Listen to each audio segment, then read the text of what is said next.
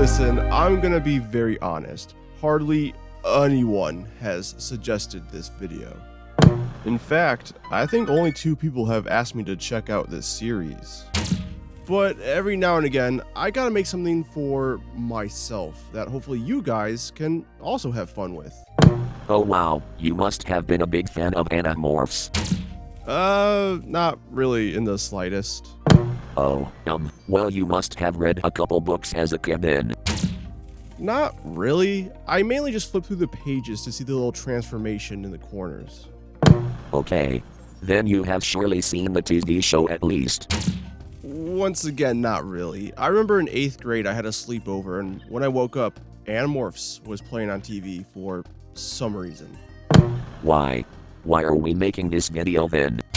Okay, listen. I know this isn't strictly a horror show, but let me tell you, what this show lacks in horror more than makes up for it in war crimes. I mean, every other month on the internet, somebody points out how insane this series was. So much so that some of these posts just seem fake, but nah, just read the books and it all checks out. And if I'm being completely honest, I do actually remember reading one book when I was a kid. It was this one right here. It's about a kid who turns into a hawk but can't seem to change back. Eventually he begins to starve and subsequently kills and eats a rodent. And horrified by this experience, he tries to off himself. But if I'm being honest, that's one of the tamer storylines out there. And I thought to myself, surely, all these years later, I must have just misremembered what that book was actually about. Surely, a children's book wouldn't be that dark. But no, that's exactly what that book was about. If you want to have a fun Friday night in, just go read Animorphs book synopsises online and just see how batshit some of these stories really are. Or track down some of the books for yourself. I recently got a bunch at Half Price Books and these are great. As an adult, you can easily read through one of these books in like half an hour, or an hour if you're a slow reader. It actually, unironically, makes for a great read before bed. I'm not even kidding. But it does beg the question, how does this compare to the TV show? And, well, that's what we're going to find out in this ranking. But first, I have a lot of background information I gotta tell you guys about this series. Oh come on man, I thought you promised shorter intros. Oh, yeah, I did say shorter intros, but there's a lot of lore to Animorphs, and it'd be kind of tricky to rank episodes without first going over characters or key plot points within the series. Okay, so Animorphs. I'm pretty sure everyone is familiar with the central concept of these kids morphing into animals, and, well, yeah, they certainly do that. In horrifying, glorious late 90s CGI, nonetheless. But what are the parameters of this exactly? Well, the rules are quite simple. These kids have to simply touch an animal to require its essence. Once they do that, they can morph into said animal, and every animal they touch is pretty much stored in them forever, essentially giving these kids a whole Pokemon library of animals to morph into. Also, once they turn into an animal, they have to grapple with their new animal brain. Basically, they have to fight off their animal instincts and remain in control. This, admittedly, isn't consistent, and it's hardly brought up. It's only a problem at the start of the series and at the very end. Maybe it's given more emphasis in the books, but definitely not in the show. However, that being said, they can't morph from animal to animal. They must return to the base form first before morphing again. And there's seemingly no cooldown to this, which ends up making the most important rule kind of trivial. You see, the most important rule to morphing is that if you stay in a morph for more than 2 hours, you're stuck as that animal forever. Something Tobias finds out very early on within the show, as this dude is just kind of stuck as a hawk by episode 4. And giving credit to the show, they stay true to this ruling and have him stuck as an animal until the very end when he regains his human form. But even then, it's at a heavy price. Essentially, the hawk is now his base form and he can animorph into his human form. However, if he stays in his human form for longer than 2 hours, he'll be stuck as a human forever and lose the ability to morph. Forever. which is a fun little loophole that bends the rules but doesn't outright break them. That comes with a heavy ultimatum for Tobias. Granted, because there's no cooldown to morphine, you just gotta morph here and there throughout the day real fast, real quick, and you're essentially human again. But my point still stands. But how are these kids able to morph in the first place? Well, an alien species called the Andalites, which are these blue centaur-looking guys that have the ability to morph, are battling with this other alien species called the Yeerks, who are essentially slug-like parasitic aliens that burrow into their victims' heads and completely take them over. And the prince of the Andalites, called Elfangor, gives these kids the power to morph because, well, the Yeerks are invading Earth and Elfangor over here is kinda dying. And then he dies. So, good call on giving these kids this ability. And then there's a bunch of other alien species within the show that I can just tell have a bigger role in the books than they do in this series. Like the Hork-Bajirs, these giant dragon-looking guys. They're barely in the show outside the first couple episodes, and we never get an explanation on who these guys are. I can only assume these guys play a larger role in the books, considering there's a whole spin-off book called the fucking Hork-Bajir Chronicles. But by doing my own research, it turns out that these guys, despite their strength, are pretty chill and peaceful, which unfortunately makes them prime candidates for the Yeerks to take control of. I really wish the show would have a storyline about these guys or just something. Like, at least the Chi got 2 episodes dedicated to them. The Chi are androids that use a crystal to project a hologram around its metallic body, to essentially disguise themselves as a human, or, well, quite literally whatever they want to. It's a really cool concept, and Eric is a cool character, but it's only 2 episodes right at the end of the series. Plus, once again, reading a basic Wikipedia article, there's a lot of interesting lore there that the show just never covers in the slightest. Seems like a common thread so far is that the books offer way more than these episodes. Granted, some of that is just technical limitations of the time, and others are just strict guidelines for children's television. And by all means, the show does seem to have a somewhat consistent tone that's within spirit of the original books. Like, yeah, this show can get kinda dark and real and serious, just not as much as the books. But for broadcast television, it's pretty damn good and doesn't talk down to kids. Kinda. But you'll see what I mean when I go over these episodes proper. But first, there's characters and a general story I gotta cover first.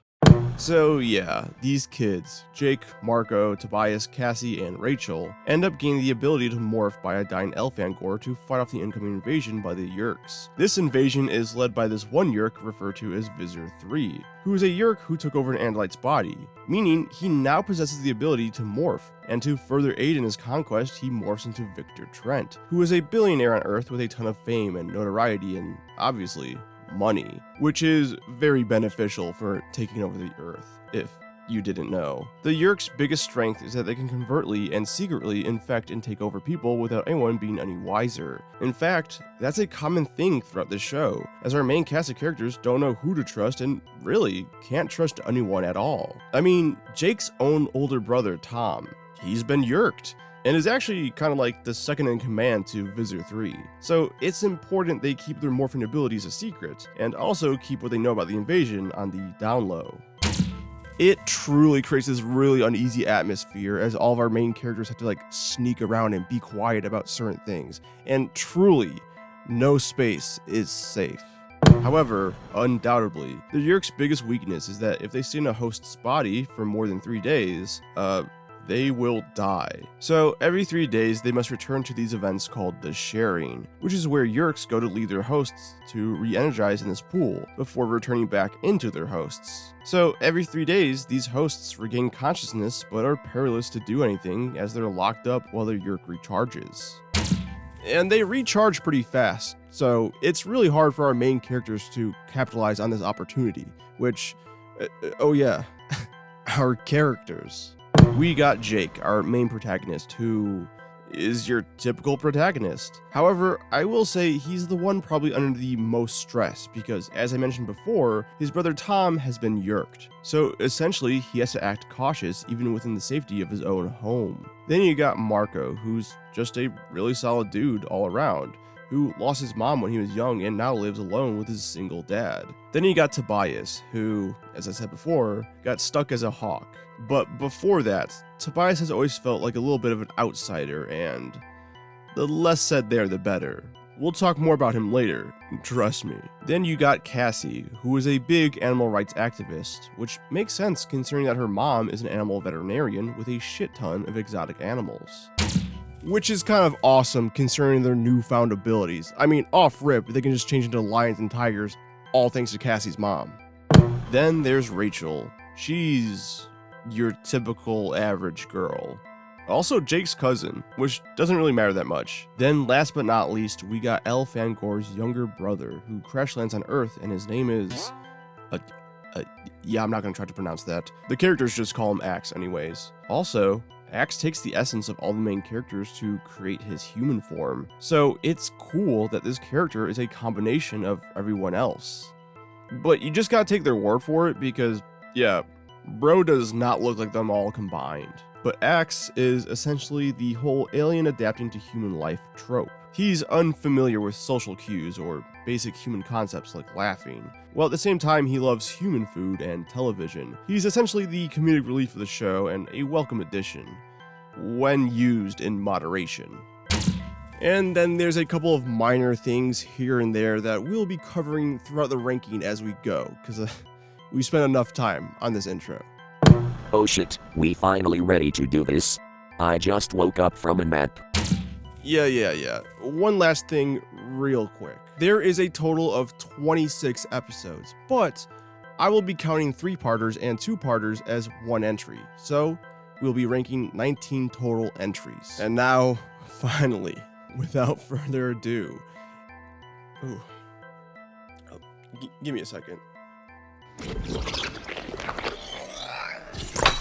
Sit back and relax as we rank every episode of Animorphs from worst to best. Enjoy.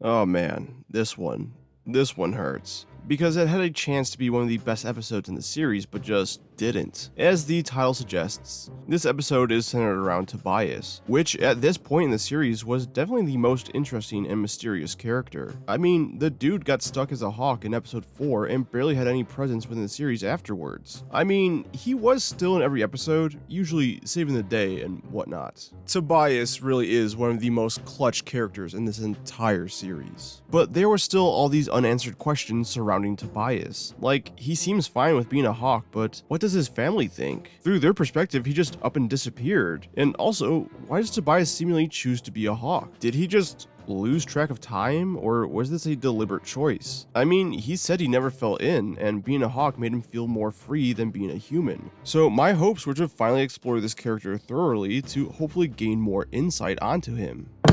That's cute and all, but come on. We're at the bottom of the list here.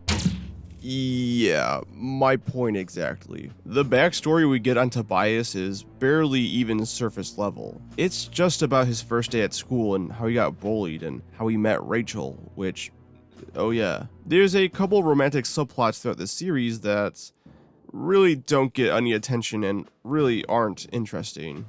The main pairings here are Rachel and Tobias, and Jake and Cassie.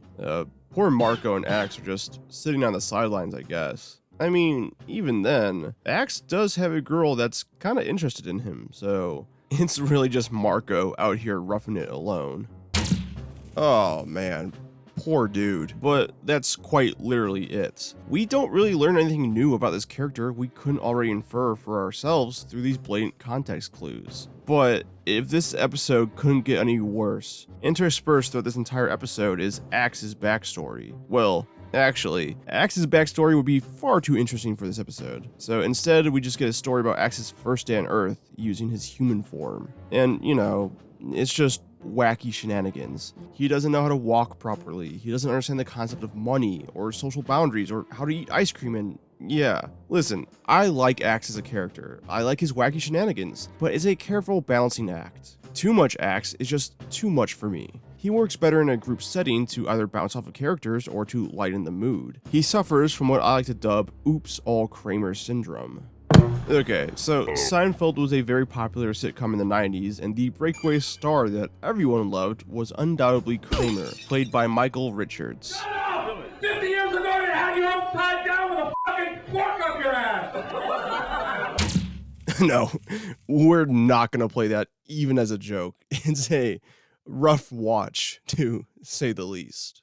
But some could presume that Kramer was the funniest character, and therefore should have more screen time. But I would always argue that if the show is nothing but Kramer, it would be really bad. Funny characters, such as Kramer, only work when they are limited in their appearance, and don't work when they're just in a standalone setting, hence oops all Kramer syndrome. But that's what Axe suffers from. Axe may be a funny character, but he only works through limited uses and through the correct settings and characters. Having to follow him around in a solo adventure is just painful. So half of this episode is about Tobias, where we don't get to learn anything new or explore his character any deeper than the show already has, which is to say, not much at all. And the other half is just Axe bumbling around.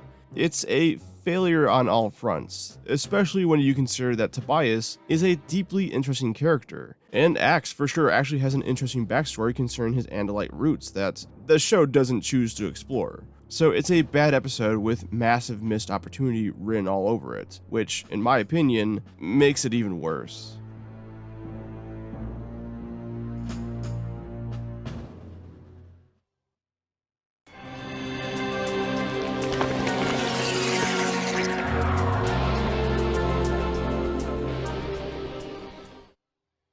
Not My Problem is a completely average episode.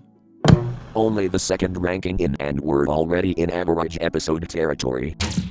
Yeah, no joke. This show is pretty solid all around. But this episode is basically one big what if scenario. In this case, the what if is what if these characters never found Elfangor and never gotten the ability to morph, and therefore also never knew about the oncoming Yeerk invasion. And it's not just some random hypothetical or dream scenario where we see this played out, but an actual realized reality thanks to this character here. This is the Elmist, also known as Tumen, or Azure Level, or 7-Spar, or Extension 2, or Down Messenger, or 41? He's got a lot of fucking names for some reason.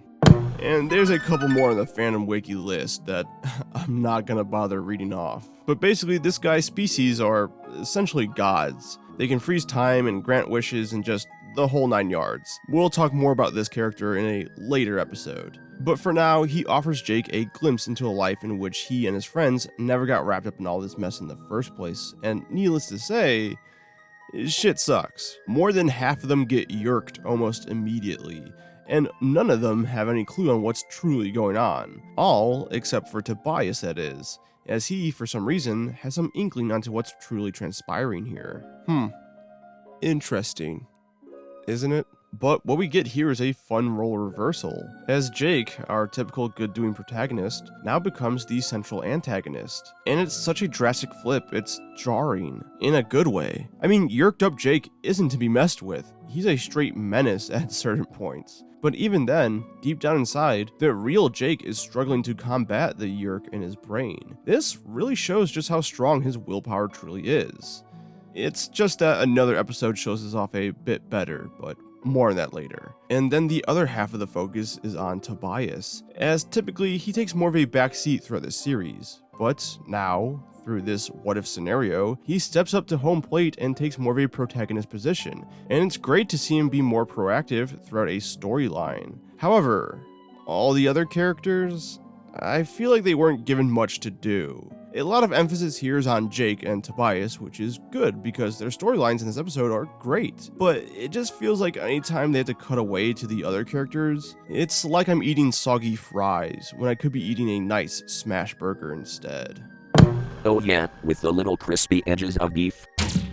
Oh yeah, that's the only way to do a smash burger proper, brother. So, in the end, I think the other characters just needed the same amount of emphasis that Jake and Tobias got in this episode. But that would have been a lot to pack into a 24-minute episode. I would suggest a two-parter for this concept alone, but the show seems to save two-parters and three-parters for big story moments. Not some random what-if scenario episode, but hey, I wouldn't complain.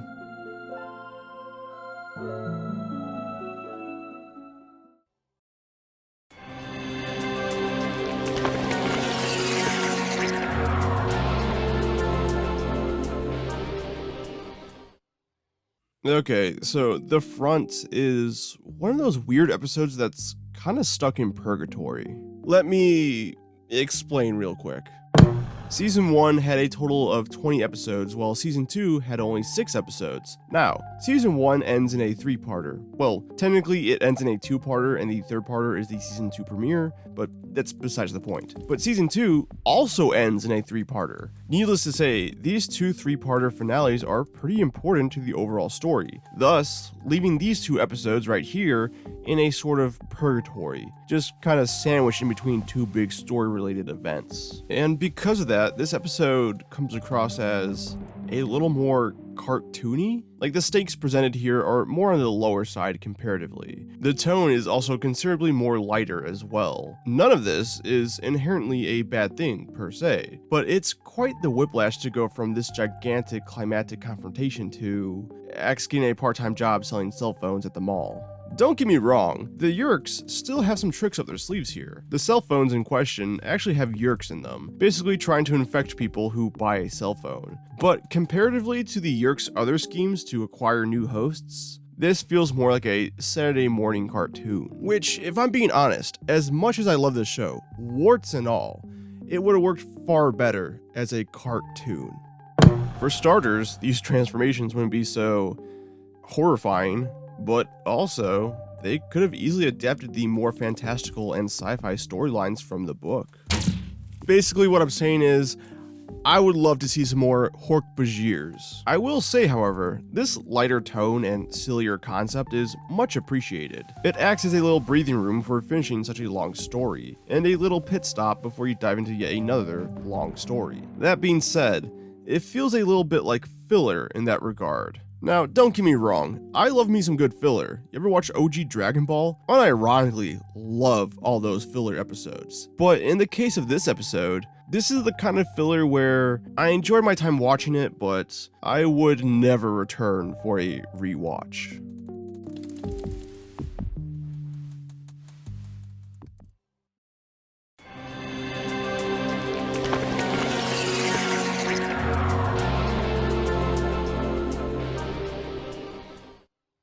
This episode is kind of just an information episode. Like, it's the 3rd episode of the series, so it has a lot of things to explain. That being said, it's done well. It's integrated quite nicely and relatively organically into the story, and it is interesting learning about this stuff for the first time. This episode in particular is all about the Yeerks and their life cycle and how they need to go into these pools every 3 days. Basically, everything I explained in the intro, we learn here for the first time. And then there's like this goofy chase scene where these goons are trying to capture the kids through a tracking device disc thing, which... oh yeah, I guess I gotta explain the whole disc thing.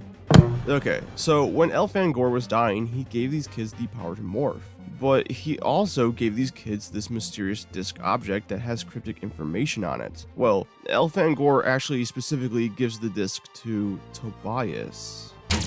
Huh. I wonder why. But his dumbass loses it, prompting the kids to go back to the location to retrieve it. Upon getting the disc back, the computer can't read it, so they had to devise another way to see what information is on this disc. But then they lose it again, and the bad guys are just in possession of the disc for the rest of the series until the very end. That's right, they got the disc, lost it, got the disc back, couldn't get it to work on the computer, and then lost it again. I'm beginning to think Elfangor put his trust in the wrong people.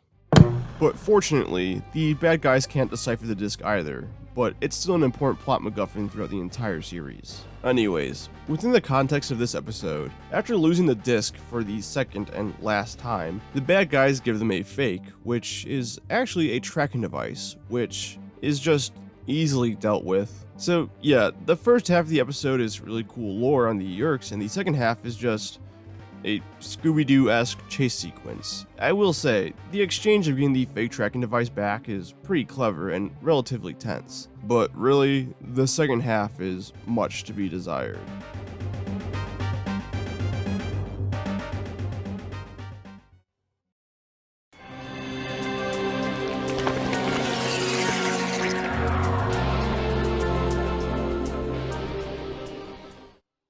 This is, yet again, another purgatory episode sandwiched in between two separate three-parters. So the central plot here again is more akin to Saturday morning cartoon shenanigans. I mean, the Yeerks' plan here is to use these projection crystals to essentially trick and Wile E. Coyote unsuspecting people into these Yeerk pools. Describing something as being cartoonish is oftentimes an exaggerated form of speaking, but not in this scenario.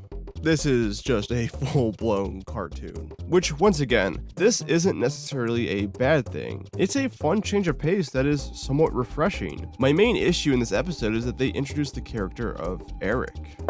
And yes, it's spelled E-R-E-K. Fucking psychotic way of spelling that name. And Eric is a chi, or rather a robot that projects a hologram over its body to blend in as a human, or anything they really want to. And it's such a cool character to introduce to the main cast of characters that doesn't become a part of the cast. He shows up one more time in this series outside of this episode. In fact, he was in the phone episode, and that's it. You could say that this show was near the end of its run, so they couldn't properly integrate this new character into the storyline, and fair enough. But more perplexing is that by the end of the episode, Axe uses the crystal to make a cloaking device to turn everyone invisible, and this has huge implications. I mean, this device can help them out in so many ways. They can now more easily infiltrate Yeerk spaces and free people from their control. Let me guess. This device is never used again. Guys, I think Artie's becoming more human because he's right. Yeah, this device is never seen or used again, despite how helpful it would be. I know this might be a strange thing to harp on about, but it got me excited about the future stories they'd be able to tell with this device and this new character. But maybe they put these elements in here at the end of the series to hopefully reunite viewership and gain a season 3.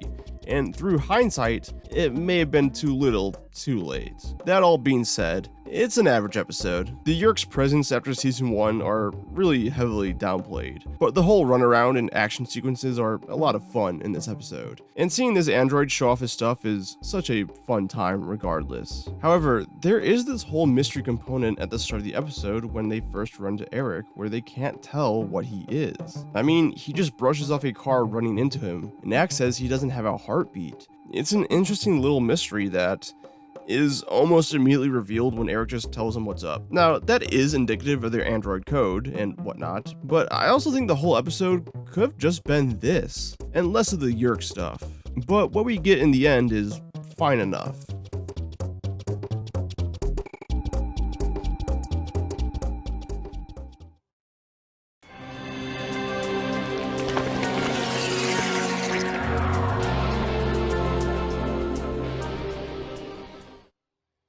This is yet again another episode that by all means is just average, but has a great standout character moment.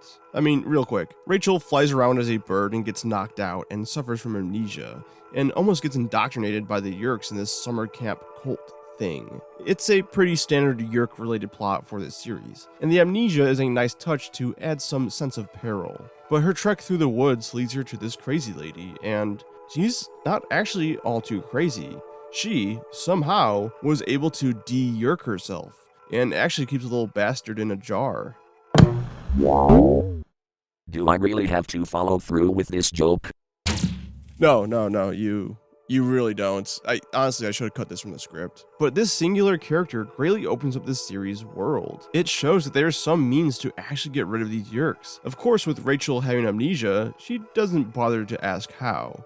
I mean, she doesn't even really know what a Yeerk is at that very moment. But it also shows that quite possibly a small sect of normal everyday people are not only aware of the invasion, but are actively fighting back against it. Something the show will expand on later, at the very end of the series.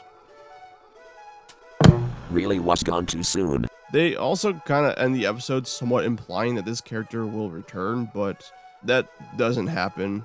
Unfortunately, this is her only appearance. I'm not saying she's a great character by any means. I'm just saying that her actions carry some significant weight. And perhaps it felt like they were setting up too much too soon and just kind of sidelined the whole underground human resistance until later on. But for what it is, it's a nice little taste of what's to come. While the episode as a whole is just average and really nothing we haven't seen before, this moment alone makes it slightly stand out above the rest.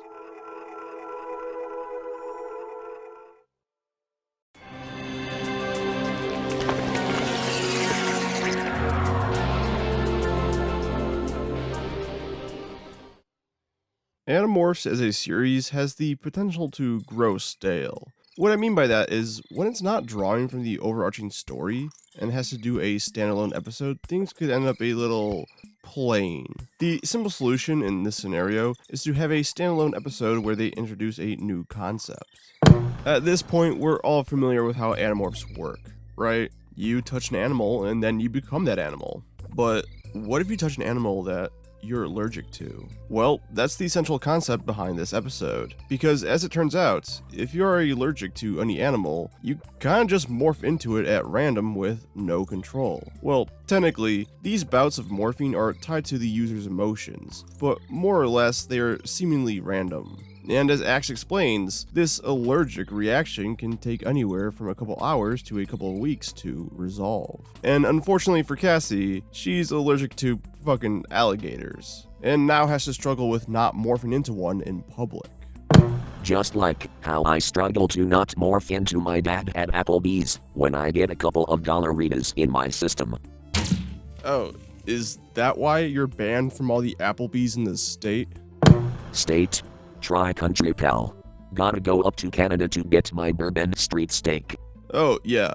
And when the allergic reaction is over with, you have to burp up the animal. Like, literally.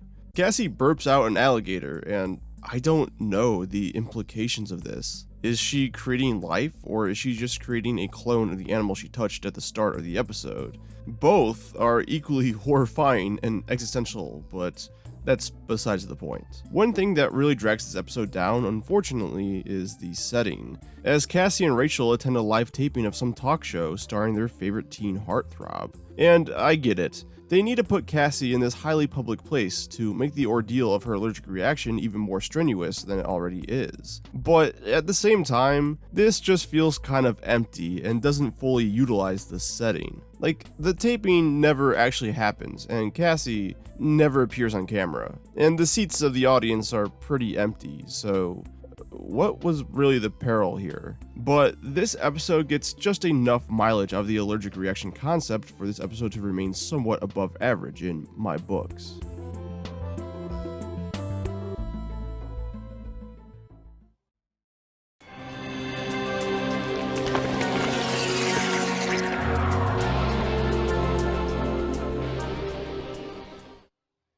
This is an episode where both plots are great. However, I feel like the show should have focused on one or the other, because ultimately, the short runtime leaves much to be desired, and it's kinda hard to say which one deserved to have more attention. Like, the central plot linking these two storylines is that there's a sickness spreading around the Yeerk species, causing them to have to leave their hosts unexpectedly to recharge ahead of schedule. On one hand, you have this teacher character called Mr. Perkins, who utilizes this opportunity to rid himself of his Yeerk, and then becomes a secret freedom fighter. And on the other hand, you have Jake's brother, Tom, who is very close to finally being able to get rid of his Yeerk, and Jake is ever so close to finally seeing his brother again.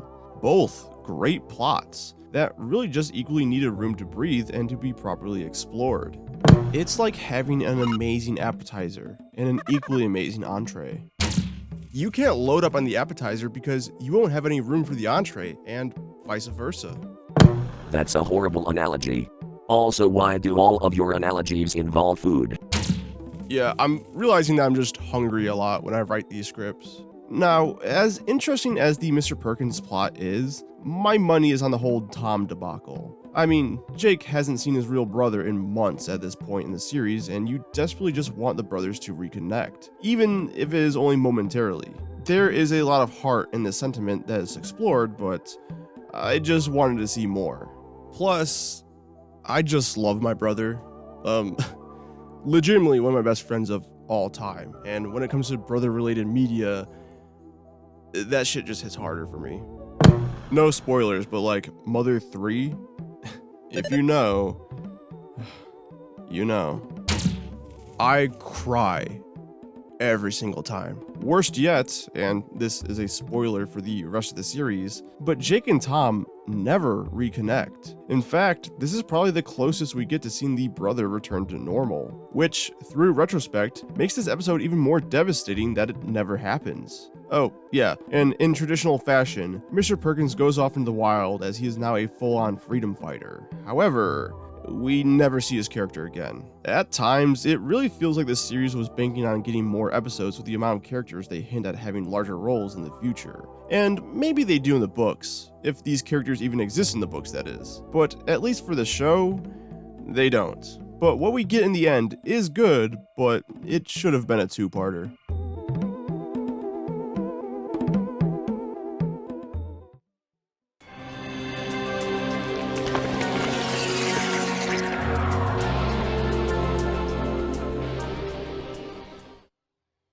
Underground is the third episode in the series, so it's a lot of lore and setup that I have already gone into in the intro. You know, we learn a little bit more about the Yeerks and their sharing club, but this is also the episode where we first find out that Tom is Yeerked, and it plays out rather well. Jake is in complete denial, that's his brother after all, and gets mad when Marco even slightly hints at the fact that maybe Tom has been Yeerked. And this is a completely normal and justified reaction to this character at this point in time. It's actually kind of funny watching this episode after finishing the series, because Tom being Yeerked has a lot of heavy implications, and you really see Jake struggle coming to terms and living with his new brother. Unlike later in the series where Tom is just like a normal bad guy that nobody really pays too much attention to. I mean, of course Jake wants his brother back, but those emotions are kind of just put on the back burner. Unlike in this episode where they are on full display, and kind of the emotional through line throughout this episode. And I only say kind of because the other large emphasis in this episode are on these sharing club scenes, where the gang, and we the audience, get to learn all about the Yeerks and the pools and, well, you know the rest. You could easily chalk this up to being a problem with being the third episode in this series. You know, there was still a lot of lore and explaining to do, as well as just better fleshing out these characters. It's a tough task to ask for an emotionally resonant and complete story, while you're also still introducing characters and concepts of this world to an audience. It's like if you had a pizza but had to eat the ingredients individually. That's a horrible analogy. That's because I was mocking you, jackass. Despite all the problems, this episode does do a good job with presenting all of their ideas relatively organically. And yeah, this shit is interesting. So while I would like more emphasis on the changing brother dynamic, at the same time, I am happy with what we got. And more importantly, understand why we got what we did. Oh, and Tobias goes missing at the end of this episode. So this is kind of the start of his whole journey of being stuck as a hawk. Just wanted to point that out for the sake of clarity. But it also ends this episode on a somewhat mysterious and engaging plot point.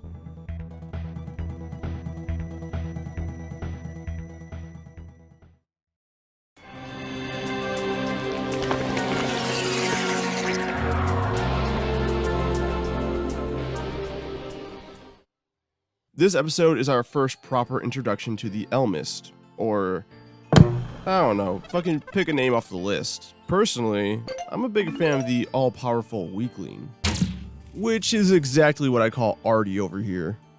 I will kill you. Yeah, try me, bitch. You can't tango, asshole. But given the nature of this character, this is yet again another hypothetical what-if episode.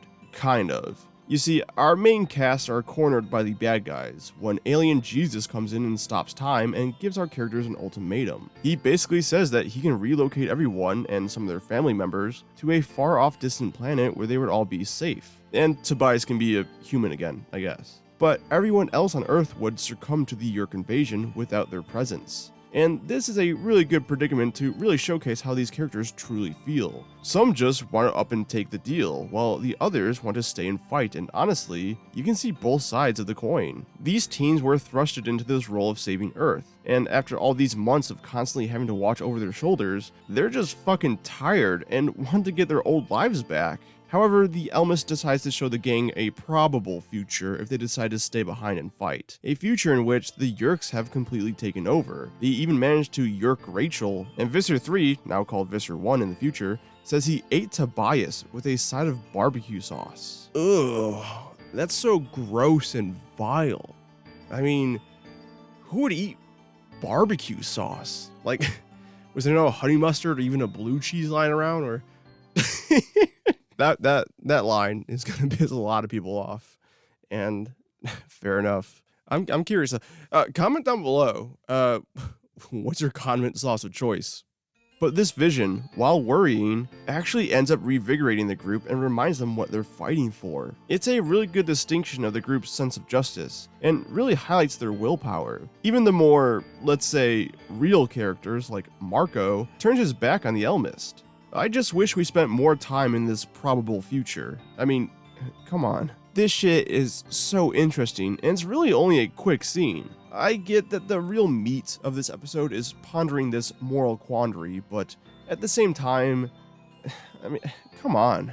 I want to see what a Yeerk-controlled world looks like. I mean, this is their endgame, after all. Once again, maybe it's better explored in the books than it is here, but I can't really complain about what we got.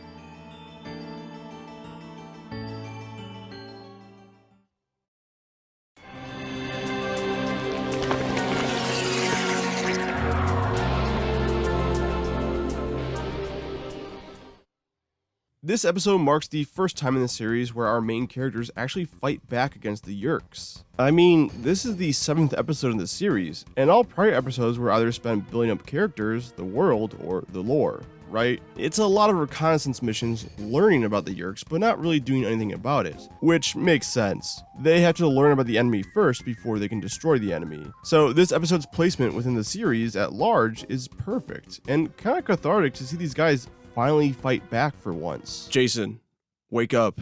Your family misses you. But at the same time, these Yeerks are upgrading their defense, mainly with these Yeerk detection stalls. Basically, if you don't have a Yeerk in your brain, you get vaporized. But it has like a 3-second delay, which kind of makes this easily avoidable if you accidentally happen to come across one. Also, Tobias fucking dies in this episode. Well, not really though. But this episode ends with his lifeless hawk body just lying there. And then he's not in the next episode. Which really led me to believe that they're unceremoniously killing off Tobias. But then he just reappears later on. No explanation on how he just shrugged this one off. I mean, characters appearing to die at the end of an episode is kind of a trope for some reason. But it's just handled so sloppily here. Jason, please wake up. But the gang is successful in poisoning the Yeerk pool, which doesn't really mean much because these dudes are constantly making new pools all over, but it does somewhat slow them down. And as a first attempt at retaliation, I would say it's pretty successful. I mean, they infiltrated a Yeerk space and managed to do some damage. It's a pretty good start to their rebellion, all things considered.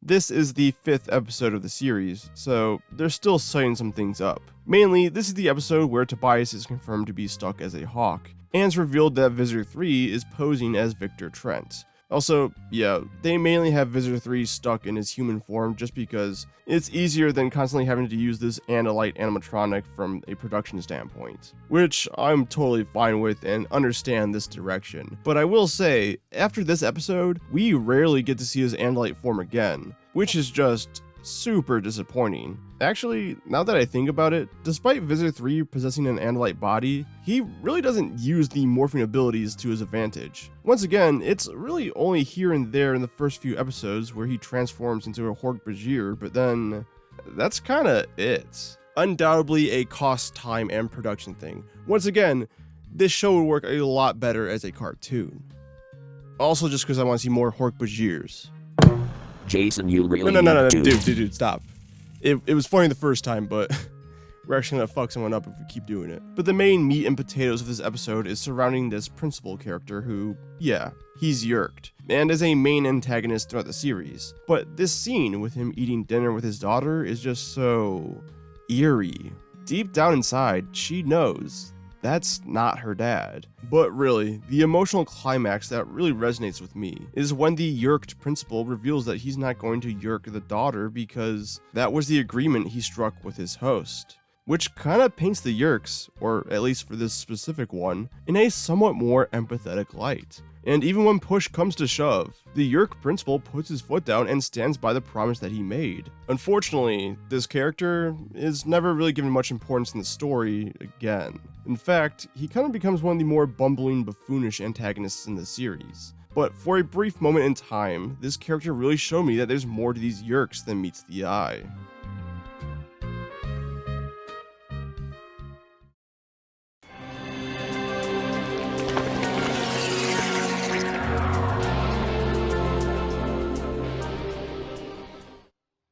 Finally, our first two-parter in this show. And unlike other series I've covered in the past where their two-parters are kinda lackluster, Animorphs two-parters and three-parters are some of the best in the series. And you'll see that soon enough. Moving forward, there's only 2 more standalone episodes, and the rest of this ranking is 2 or 3-parters. And bar none, this is by far the best looking episode in the entire series. I mean, the morphing still looks like shit, but that's par for the course. But look at this set design, look at these special effects. It almost feels like a movie at certain points. A TV movie, just to clarify. But this sense of scale is truly magnificent and great to see. The basic plot for this episode is that Marco and Jake end up getting kidnapped, and are in the process of being taken back to the Yerk's home planet. And now it's up to them to escape and go back to Earth. And then Cassie and Rachel sabotage some Yerk communication stuff on Earth to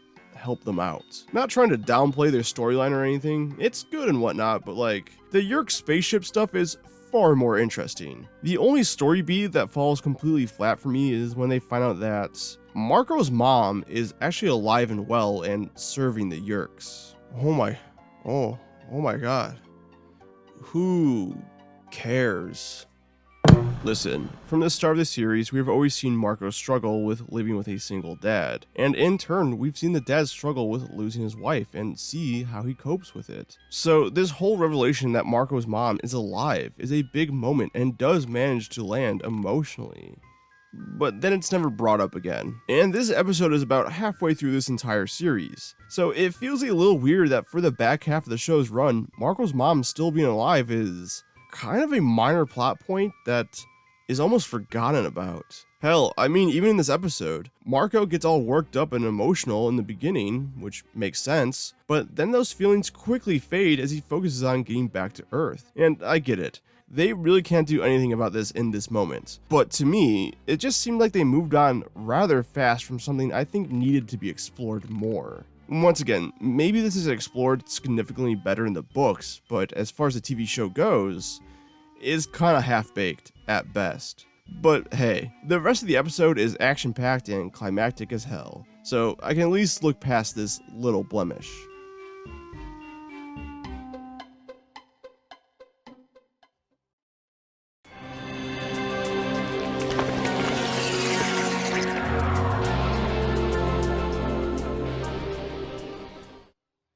This episode, in my mind, really solidified Axe as one of the best characters in this show. And we're just gonna put this big asterisk right here for now. We'll come back to it soon enough. While this may not be his introduction episode, I feel like this is the first episode to fully explore what this character is all about. And because of that, the start is just a bunch of wacky Axe shenanigans. You know, eating popcorn off the floor of the movies because he gets addicted to its taste, or absolutely housing Marco's dad's chili in the most vulgar way possible. And these moments of comedy work so much better because he's got both Jake and Marco to bounce off of. Once again, Axe by himself, painful, but Axe with people for him to bounce off of, it's a lot of fun. But this episode also dives into the more emotional and complex feelings Axe is currently having with adapting to Earth. Plain and simple, he's homesick. He loves his new friends and really loves Earth food, but ultimately, he can't help but miss his home, or miss his brother. We also get to learn some Andalite lore. Nothing super deep, but we do learn that Andalites actually don't like helping other species out, because they were the ones that originally tried to help the Yeerks out, which ended up with our home planet being invaded, and subsequently Earth now being invaded as well. In fact, it acts as a nice little bit of lore, but it also adds another layer to Axe's views on his own brother, as he questions why Elfangor decided to help these teens out in the first place. All of this really just goes to show how complex Axe as a character really is, and to me, cements him as one of the best characters in the show. Oh, yeah, I guess we gotta talk about this asterisk. Okay, Axe is the best character in this show, in this episode only. Because after this episode, Axe is purely comedic relief, just eating food and quoting television shows and, you know, just being strange. It's a shame they gave this character so much depth and then immediately dumbed it all down. He has his brief moments here and there later on, but that's all they are, brief moments. Fundamentally, the character we get in this episode is vastly different from the character we get in just one episode later. I only hope that Axe is better written in the books, because it's honestly a tragedy the way he's butchered in the show. I hope this video reaches a lot of Animorph book readers out there. Please blow up the comment section talking about the differences between the books and the show, because I've only seen the show as a point of reference, and the more I watch the show, the more I just want to read the books. I mean, I've been checking eBay listings for entire book collections. So please give me a reason to pull the trigger, and I'm gonna buy that shit. Oh, yeah. We also get this short battle between Visitor 3 in his Andalite form and Axe in his Andalite form, and it's just cool to see an Andalite fight. I mean, I am just a huge fan of the Andalites' designs in general, and the practical effects here are really good. I mean, kind of. There is this one scene right here with like the worst green screen effects I've ever seen, but that's besides the point. This episode made me a bona fide fan of Axe, and it's just a shame that the rest of the series couldn't keep up with this level of characterization.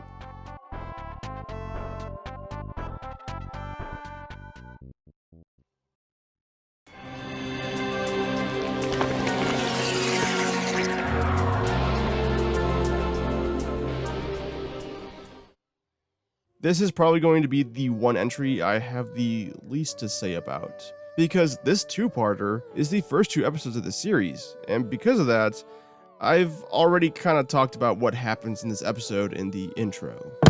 You know, Elfangor crashes on Earth and gives these guys the ability to morph, and they also learn about the Yeerk invasion, and, well, you kind of know the rest. These 2 episodes are definitely the most morph-heavy out of the series. They just really wanted to show off this amazing tech, I guess. But yeah, these episodes set up everything really well. In fact, I think this is a perfect introduction to the show. It lays the foundation, but also does a really good job of introducing these characters. Speaking of characters, this is by far the most paranoid we see our main cast act. Because after learning about the Yeerks and how they can control anyone, they are constantly looking out for who and who isn't Yeerked. As opposed to later on in the show, where they kind of become a bit more relaxed with the whole secret invasion plot. I mean, in this episode, they keep everything hush-hush and are constantly on the lookout for a Yeerk.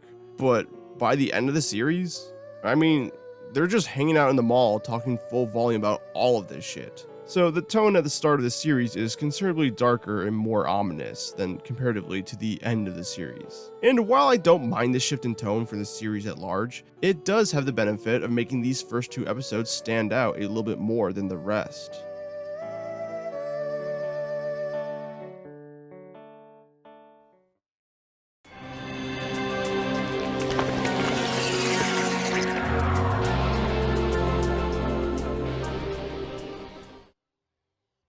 Now, I know at the start of this video I said that I would be counting 2-parters and 3-parters as one entry, but when it comes to this 3-part episode, I almost ranked them as 3 different entries, just because each part is almost essentially their own episodes. The first episode is about Jake and Casey trying to stop a company from testing on animals. The second episode is about Marco and Rachel trying to get back at recording some guy filmed of Marco transforming back into a human from a dog. And the third part is about Tobias meeting a secret human anti-Yeerk freedom force and finally seeing was on that disc all along. So yeah, these really could just be 3 separate episodes. However, they do somewhat link into one another, and we do see the subplots in one episode evolve into the main plots in the next episode. And honestly, it's done very well. In essence, it gives each character their own time to shine and works as a great send-off of this series. Oh, yeah. These are the last 3 episodes in this entire series. But if I must rank each episode amongst themselves, I think each part is better than the last. Jake and Cassie's storyline is easily the worst out of the 3. Not saying it's bad by any means, but it's done in that classic Season 2 wacky cartoony style, which wouldn't necessarily bode well if this was a standard standalone episode, but within the context of this 3-parter, it works surprisingly well, because the next episode is played a lot more serious in tone, as this nerdy kid happens to record Marco morphing from a dog to a human, and plans on submitting the tape to a television show for the world to see. So it is the utmost importance that they get this tape back. It's funny given the time frame in which this was made, because if this was made 6 years later, this wouldn't even be a plot they would do. I mean, Harold would have just uploaded this shit to YouTube and people would have called it fake and gay. That was just the era of the internet at the time. Oh, and even Axe has a moment where he tries to build a spaceship to go home, but is reminded about his new family he made on Earth and decides to stay. Well, he actually tries to go home, but the rocket fails, and then he realizes the family he has here on Earth is good too. And then finally we got the third part, where we learn through the disc that Tobias is Elfangor's son? Holy shit. That's kind of predictable. I mean, the show is littered with hints. At the start, Elfangor gives Tobias the disc and even addresses him by his name, which, you know, Tobias questions why an alien even knows his name in the first place. But also, throughout the series, Tobias has always felt like an outsider to some extent, and there's plenty of other moments of foreshadowing. Personally, this revelation is still somewhat shocking though, at least for me. I mean, I correctly predicted that Tobias is an Andalite, but for some reason, I didn't think he was going to be Elfangor's son, which also makes Axe Tobias's uncle. Cool. It's a shame we never get to see the two discuss that fact because Tobias just keeps his newfound lineage a secret from the others. And considering we never got a season 3, I guess we won't ever know how the others would react to this information. Unless you read the books. Hey, don't tempt me now. It's also kind of a cool paradigm shift. I mean, in the show, Jake is most definitely the protagonist in this series, but by the end, through this revelation, it kinda almost seems like now Tobias is the main character. I mean, he even takes on a more proactive role in this final part here once he learns the truth, and damn it, why did this show get so good right at the very end and then not get a season 3? But this 3-parter may not be some big climactic series finale some may have wanted, but it focuses on the characters that we have come to know and come to love, and gives them a proper send-off. And I think that's good enough for an ending.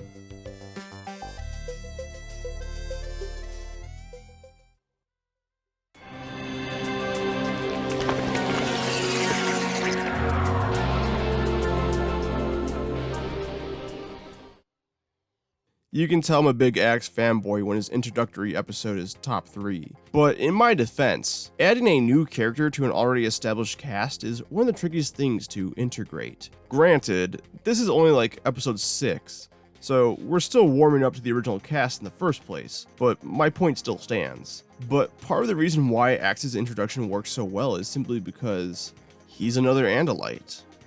I mean, we've only seen 2 others in this series so far. One fucking died off rip, and the other is evil. So it's nice to get another one that's on our side and is a fully functioning character. The rest of the episode is rather simple. It's just the main cast of characters trying to show Axe that they're the good guys and that he can trust them, all while trying to run away from Visitor 3 and his goons. But the sense of peril, the urgency of the situation at hand, and the shock of actually getting another Andalite in this show all works really well. And of course, I've already discussed the ending where Axe takes on a human form, which is a combination of all the group members, which, once again, sure, I'll take your word on it. But then that's really it. This episode is just super simple and super effective.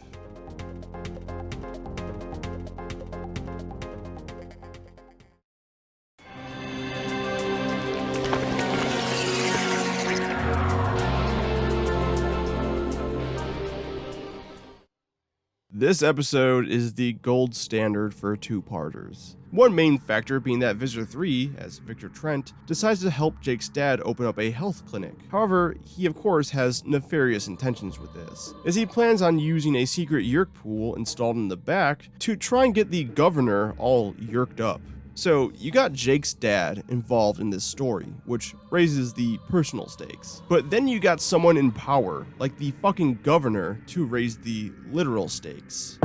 Yerks, in the office, still has to be better than what we got right now.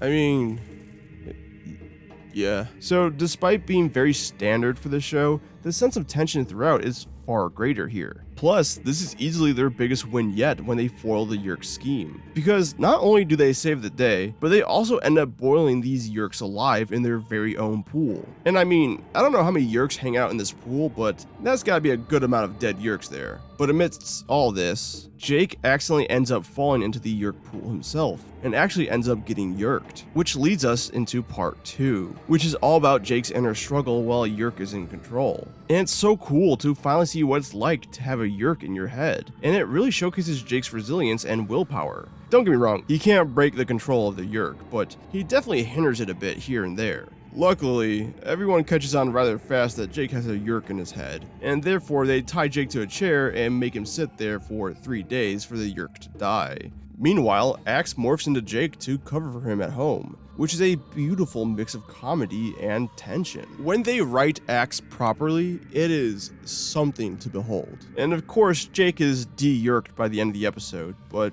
it just doesn't end there. Now knowing firsthand what it's like to be under control of a yerk, he anonymously calls his brother to tell him just to hold on a little bit longer. It's a very sweet and tender moment, even more tragic considering that Tom never gets rid of his yerk in this series. It's a bittersweet ending with a hopeful outlook that never happens.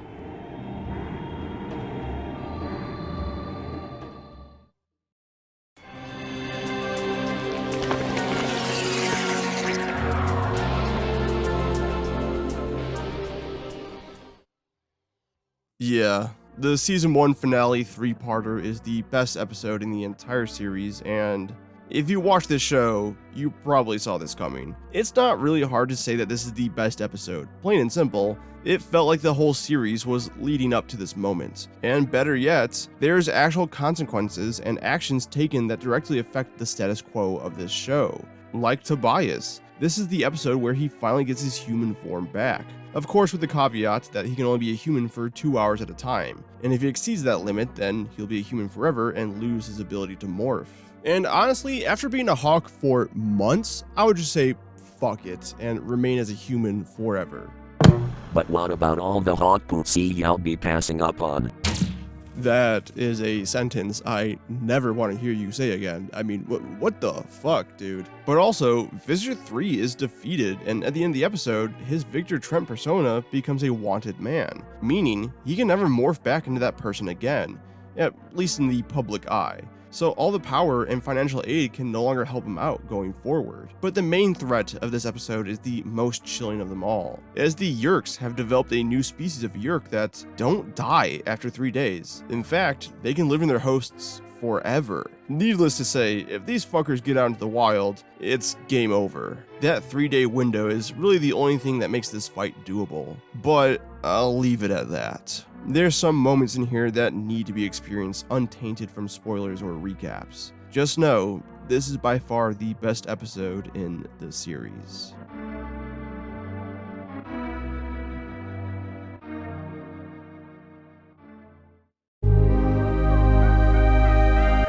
So that was Animorphs. I know it was a little different from my normal rankings, but I hope you guys enjoyed it. And hey, if you did, leave a like on this video. And also, comment down below what you think I should rank next. And while you're at that, why not just consider subscribing, because I have future videos just like this one coming out in the near future. So thanks for watching. But for now, I gotta go finish something I thought I finally finished a couple videos before. So I'll see you guys then.